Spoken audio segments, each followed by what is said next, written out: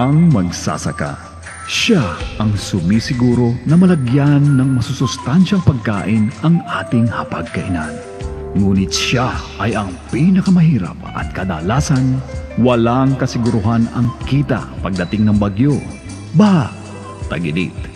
Hindi ba panahon na tayo ay magkaisa upang tulungan sila na magkaroon na ng matatag na kabuhayan? We are living in a period of global food shortage in a setting of climate change. It is very important that as a country, we take an active role in ensuring our own food security. Ang Green Earth Heritage Foundation ay ibinabalik ang kagubatan at kalikasan sa sitio Malapad na Parang ng San Miguel, Bulacan.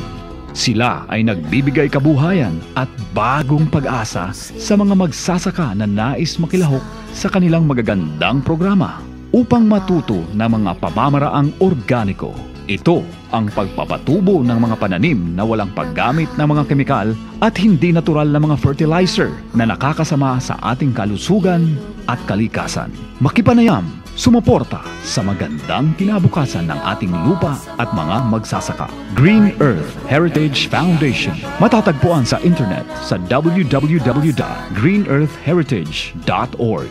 Darating ang panahon, mga ibong dala ay wala nang madadapuan. Masdan mo ang mga punong dati ay kay tatag.